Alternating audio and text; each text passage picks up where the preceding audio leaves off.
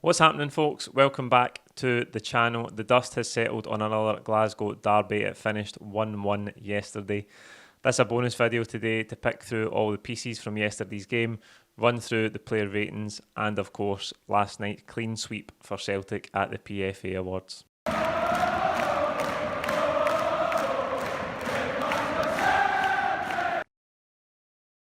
Yes, folks, welcome back. Celtic are still 6 points clear at the top of the table, following yesterday's 1-1 draw with Rangers at Celtic Park.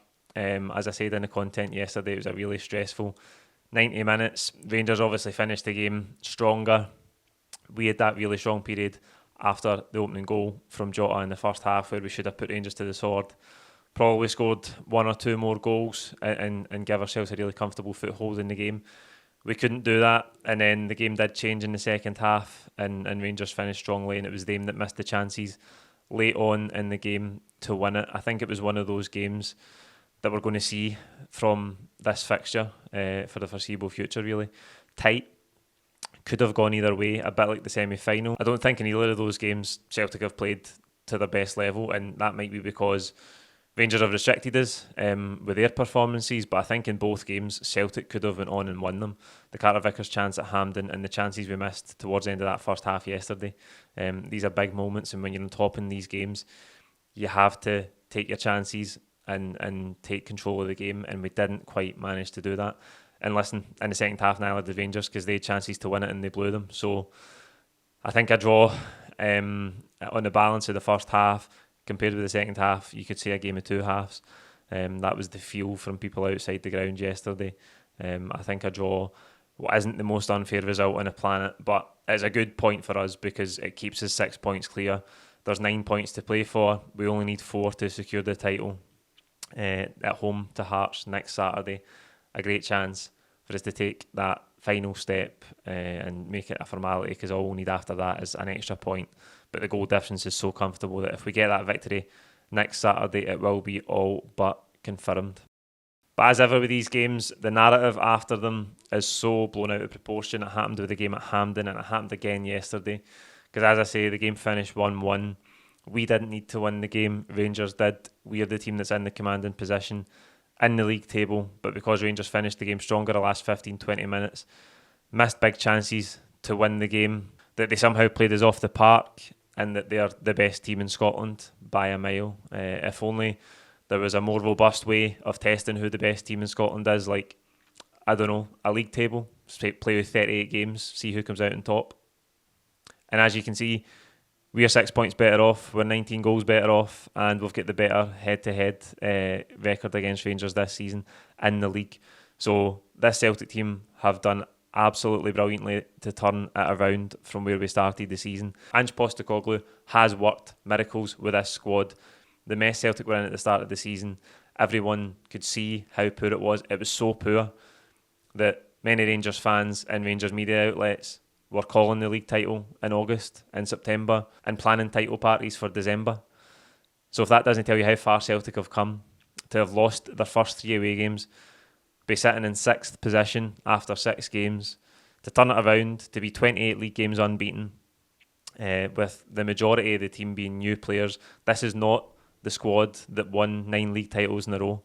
That team isn't there anymore. We've only got Callum McGregor and Tom Rogic, who have played any real part this season, that were there for the bulk of those 9 titles. James Forrest as well, but he's been a bit part player at best this season.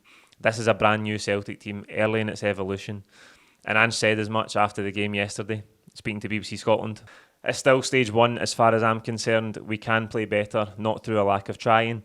A lot of these guys are still in their first year at the club. It was about building something this year. We were under no illusions. Our goal was also to have success, and we're at the doorstep of that now. And that's a great point, and that's the context that is needed in this situation. We're disappointed yesterday because we didn't finish the game the stronger team and we didn't win it. It'd have been so good to round off and clinch the title against Rangers by beating them yesterday. It didn't happen. But this team is so early in its evolution. And as I say, the manager has pulled up trees to get it to where it is. He has spent money, but he needed to spend money. We lost the spine of our team last season. We lost a captain of 10 years. We lost the top goal scorer. We lost our best defender. we've basically built from nothing. As I say, Callum McGregor and Tom Rogic are the only two players who have played a major part this season that were here before. The manager has done incredible work at the club in such a short space of time, and that was capped last night at the PFA Awards, where Celtic had a clean sweep of the men's awards and Ange Postecoglou was crowned the PFA Scotland Manager of the Year. Fully deserved. A few decent candidates in there: Malky Mackay, Dick Campbell, Paul Hartley at Cove Rangers as well. But I don't think there's any way you can really dispute that Ange is the manager of the season, to have taken the club from where it was at that low ebb last summer, and to have to deal with the media noise, even from Celtic fans themselves at the start, who hadn't heard of him, who didn't know how good he was, if he could handle the job. A lot of conjecture at the start. He was publicly known to be not Celtic's first choice. He had to deal with that as well, and he dealt with it brilliantly for the minute he walked in the door. So to turn it around, to have the team play the football that we're playing this season, and to be on the cusp of winning the title, and not just the title, the League Cup is already in the bag as well. So if he's to win a double in his first season, given the mess he inherited, there's no way you can dispute that he is the manager of the season in this country. Callum McGregor got the Player of the Year, fully deserved. He scooped up the two Celtic Player awards as well, the Players Player and the Fans Player of the Year. So a good night for him in terms of awards. He's been excellent. He is Mr. Consistent. But the thing that's impressed me most about Callum McGregor this season is the way he's taken to the captaincy, because a lot of people questioned his ability to lead the team. Some people still do, unbelievably so. A few people sit around me at Celtic Park don't really think that he's brilliant material as a captain. That blows my mind, because he's demonstrated this season that he is absolutely top notch as a leader of this team. He leads in a different way to Scott Brown. I think far too many people look for those same qualities that Scott Brown had in the next Celtic captain, but there's lots of ways to lead and lots of ways to be a leader, and there's no doubt in my mind that Callum McGregor is an excellent leader. He stepped up to the mark this year. He's led the team.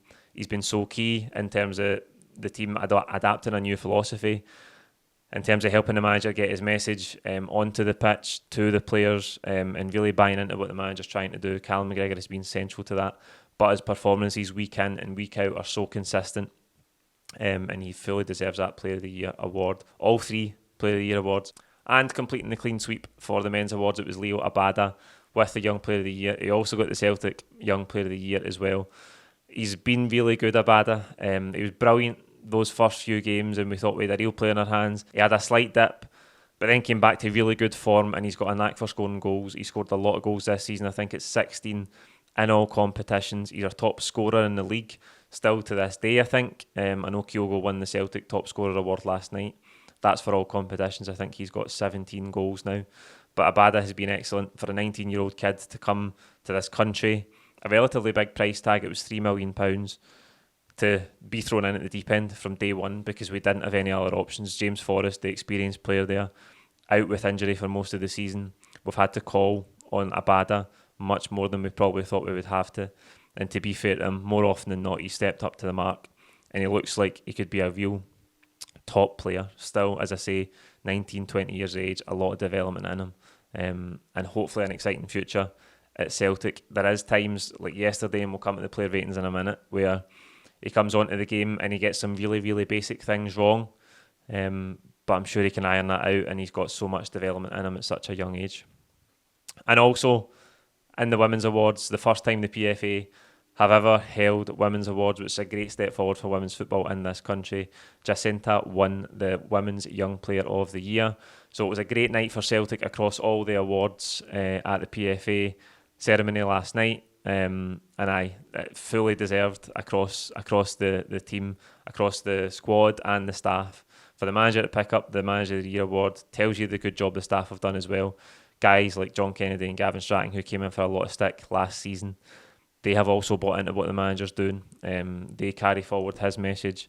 I'm sure they take a lot of the training sessions, and they've really bought into what he's trying to do, and that has brought us to where we are as well. So the Manager of the Year award, as Ange would tell you, is not just about him, but also his coaching staff. And then the players done so well across the season to go and pick up those awards. Right, back to yesterday. Player ratings, we didn't get a chance to do it outside the ground. We had so much content to get through. It was a really busy day for us after the game. So I'm going to run through the player ratings quickly in a different format to what you're used to. It's just going to run along the banner at the bottom of the screen. And we'll start in goals with Joe Hart, who gets an 8. He gets beat at his near post for the goal, but I've watched it back, and I think that's one of those cliches that goalkeepers hate, because if somebody drills it near post, I think it even kisses the post very slightly as it goes in. To be fair to Sakala, it's a really good finish. The pace and the accuracy in the strike, it's almost by heart before he can get down to it. So I don't think he's at fault for that goal at all.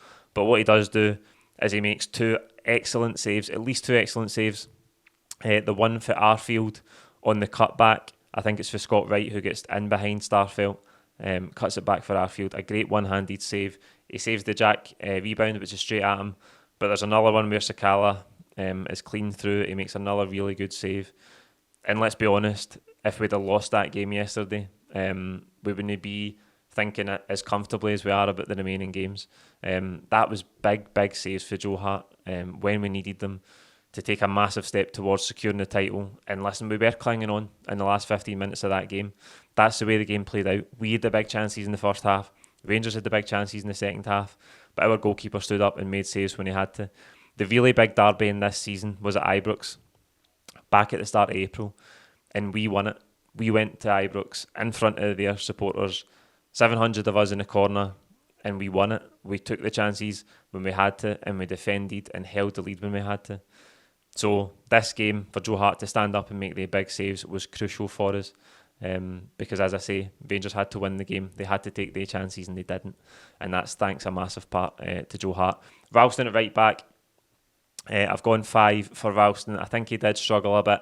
A lot of pressure down that side, again, particularly in the second half. I know he got booked for a challenge. I think it was in Arfield in the second half. And then it was difficult for him. They were constantly targeting him with Kent down that side. Although Kent didn't really create very much. He got by him a few times, but then no real end product in terms of shots and goal or assists or anything like that for Kent. But it was a link up down his side where Sakala gets in to score the equaliser. I think the communication could maybe have been a bit better there. Rangers had played a couple of 1-2s on the edge of the box, and I think if Carter Vickers moves Ralston on one and he takes the runner coming into the box, then Ralston can be in a better position to deal with Sakala, but he just can't get across quickly enough, and that did hurt us. 5 for Ralston. The centre halves, I've just touched on Carter Vickers, who again I thought defended well, but he was out on his feet at the end. I think he looked almost injured actually. A few really good blocks in the game. Strong as an ox, as he always is. I've went 7 for him. I've also gone 7 for Starfelt. I think Starfelt was really, really good yesterday, but he had 2 really big moments where he gave the ball away cheaply in our own defensive third and invited pressure. But having said that, he defended brilliantly. I can't be too harsh on him. I don't want to go 8 or 9 because, listen, he did make those mistakes and we conceded some big chances in the game. But I think Carl Starfelt over the piece was really good. He's been brilliant this season. I've backed him up numerous times, as most of the Celtic supporters have. After that dodgy start, the narrative has grown arms and legs that he's not good enough and that he was a real weak link in the Celtic defence. That's not true because we've got the best defence in the league. And if you watch Carl Starfelt week in and week out, you can see his qualities. Greg Taylor at left back got an 8. I thought he was good in the game. Taylor again, constantly targeted with that big diagonal to Tavernier. To be fair to him, he won a couple of the headers on the diagonals, and he's a really small guy, Greg Taylor. He stood up and was counted. He played a really nice ball into Maeda, who set up the goal for Jota. We didn't do enough of that passing. The overlap for McGregor really helped us there. He became that extra man to just take, I think it was maybe Tavernier or Sakala on the right-hand side away. Left the space for Maeda in between Tavernier and Goldson, and he smashed it across for Jota. I thought Taylor was good. Another good performance against Rangers for Greg Taylor, of which there's been numerous this season. McGregor in midfield, 7. Started the game well, really good in the first half. I just think in the second half, the full midfield fell away. We made changes in the game, which I'll come on to shortly, but we just lost control of the game in that midfield in the second half. So we'll go 7 for McGregor. Hatate gets a 4. I just think he was miles off it again. He just looks like he's really struggling to adapt to the pace of these games. It happened at Ibrox, it happened at Hampden, and it happened again yesterday. A lot of talk about why is the manager still playing him, because he admitted in that interview that he's emotionally and physically knackered, and I think you can see that. I talked yesterday about the pace, tracking back at times, really, really slow. Looks like he's running in quicksand almost. He's just tired, just so tired. So I think he needs a spell out of the team. I look forward to seeing him after pre-season, but he was really poor yesterday, Hatate.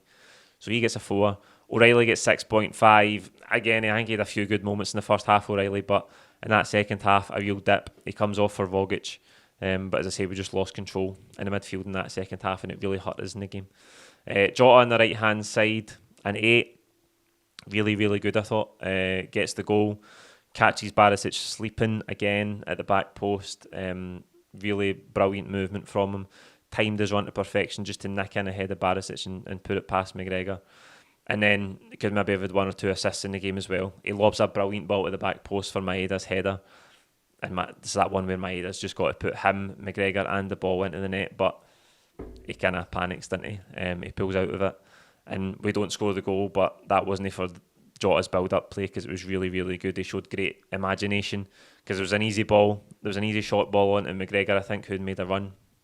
But he looks for Maeda at the back post and picks him out for what should have been a certain goal. So I thought Jota was really, really good all day yesterday. Maeda himself, I'll go 7. He gets the assist, and it's a great assist. Looks up, smashes the ball across the goal, and Jota's there to nick in and score. He just missed too many chances. That header I'm talking about was a great chance to put us 2-0 up. He also misses that one in the second half. I think he's actually offside, because it takes a nick off Matt O'Reilly on the way through from the ball from Hatate. He just blazes it over. He just needed a wee bit more composure in the big moments yesterday. Dyson Maeda didn't have it, but we'll go a 7 for him. Kyogo gets 6.5. A lot of debate about whether Giakoumakis should have started ahead of him. He was a bit on the periphery, Kyogo. I think the big moment in the game for him is where he doesn't time his run properly for Maeda's cutback. He's offside. He ends up putting over anyway, but if he just held his run, dropped back another yard, he'd have been onside, and should have finished it either way. I know he put it over, but that's just that sharpness where I think earlier in the season, when he was really at his peak, that might not have happened, but it did happen yesterday, and you can see he's just not back to his old self just yet. A lot of subs in the game. We'll start with Giakoumakis. He gets a 7. I thought he really helped us in the game, because, as I say, we lost control of it in that midway through that second half. Round about the Rangers equaliser, we lost control of it, but Giakoumakis helped us get the ball up the pitch. A lot of people would think we didn't take the option of going long up to him enough in that second half, because in the last 15 minutes, my God, we took some chances playing out for the back, and we were nervy because of the situation, because of what was riding in the game. And we could maybe have went longer at Giakoumakis more often. He held it up brilliantly, up against Bassey, up against Goldson. He made it stick when he had to, so he gets a 7. Vogic gets a 5. Kind of ineffectual, and as I say, even with the subs, we didn't regain control of that midfield like we had to. Beaton gets a 5 as well. The obligatory yellow card for him, but I thought he could have been a bit better when he came on. And Abada, we'll go 4 for Abada, because again, he nearly gets in from a Giakoumakis flick on, puts it by McGregor. I haven't seen it back to see if he was offside. I thought at the time he wasn't, but it wasn't in any highlights packages, so we'll just need to believe that it was offside. Apart from that, he's a couple of overlaps down the right hand side with Ralston. Can't find him. A really, really poor one where Ralston's about 3 yards away, and he just overhits it. Struggled to adapt to the game. I know it's a difficult game to come on to, but he did struggle. So it's a 4 for Abada. That's the player ratings that we missed out on yesterday. So there you go. Let us know what you think, how you think the individual performances went yesterday, and you can leave your own player ratings in the comments below. Moving on though, I want to talk about some of the fallout for the game. We'll talk briefly about the refereeing performance. I'm obviously not able to show clips because I don't have the rights to show the clips. I don't think, if you put John Beaton's performance yesterday up against Bobby Madden's in the semi-final, I think Bobby Madden's is probably worse, because Lundstrom got away with so many bad fouls, so many bookable fouls. There was at least, I would say, two bookings that he got away with in the semi-final. Yesterday there wasn't anything quite as bad. I just think John Beaton had a poor refereeing performance. It was a couple of really poor decisions. The Scott Wright handball on the edge of the box. He took so long to give a foul. I don't know why. Wright's hand is up here. Rangers go on the break, and Kent's got the ball down running with it, and then he decides to bring it back for the foul. Who knows why it took him so long to give the foul. But then he gives it, and the position we take the free kick from is 15 yards back from where the foul was committed. The foul was committed about 5 yards outside the D, and we end up taking the free kick for about 20 yards outside the D. Baffling, absolutely baffling. There was one where I think Jota get cleaned out on the corner in front of me in the second half by Barisic, and John Beaton's not even going to give a foul. If it wasn't for the linesman waving his flag to give the foul, John Beaton would have waved play on. It was the most blatant foul you're ever likely to see. Diallo, big decision on Diallo when Abada's running through one-on-one. I think he's probably got that right, because Diallo does try and foul him. His touch is just going too wide. I think if his touch is more central, he's in on Alan McGregor and it's a denial of goal-scoring opportunity. But I think he gets away with that one because Abada's touch was so poor. Again, something Abada could have brushed up on, done better yesterday when he came on in the game. But I think he probably got that one right to give Diallo a yellow card. But the one he missed on Goldson, when Starfelt breaks up the pitch, it's a counter-attack really. Starfelt gets the ball away, gets it out to Jota, I think it might be. Goldson cleans him out, he's late. And you think he's playing on, he's waving the advantage, and he's going to bring it back and book Goldson. But did he? No, he didn't even go back and talk to Connor Goldson. Poor refereeing. We could be here all day trying to dissect every individual decision. And like I say, I'm not wanting to sit here and say that he was out to give every decision against Celtic. I just think he had a poor refereeing performance, like we see so often in Scotland. And the final bit of fallout for yesterday's game was, I don't know if you'd call it trouble after the game. I think there was some objects thrown at the away end. Rangers released a statement pretty soon after the game condemning the fact that objects were thrown into their away end, complaining about the policing at Celtic Park, that their fans maybe weren't safe. I mean, it's a bit rich coming for Rangers. 4 weeks after broken glass was thrown onto the pitch in the Celtic goal mouth, and a Celtic physio had his head split open by a bottle thrown onto the pitch. And listen, I'm not here to say that Celtic fans are all goals and that no Celtic fans ever thrown an object or done anything wrong in a football stadium, but I think it's a bit rich coming for Rangers after their inability to steward and police their fixture at Ibrox a few weeks ago, where the consequences were much more drastic. And listen, you can see the footage that was recorded at full time yesterday, where there's seats being thrown from the Rangers end into the Celtic end. I think there's talk of 100 seats ripped out the Celtic end, bottles flying as well, cups, you name it, objects are being thrown. That it looks like there's some thrown back towards the Rangers fans as well, but you've got to laugh at the PR offensive for Rangers to try and paint their away support as innocent bystanders and all of this. But there you go. What can you expect for the Rangers PR machine? There you go. A wee bonus video for you today. I just wanted to come and talk about all the fallout for yesterday's game, give you the player ratings, which I didn't get a chance to do yesterday, and celebrate the PFA award winners from Celtic as well. Like this video, comment with your own thoughts below, and don't forget to subscribe if you haven't already. We'll see you during the week for the build up to that game against Hearts on Saturday.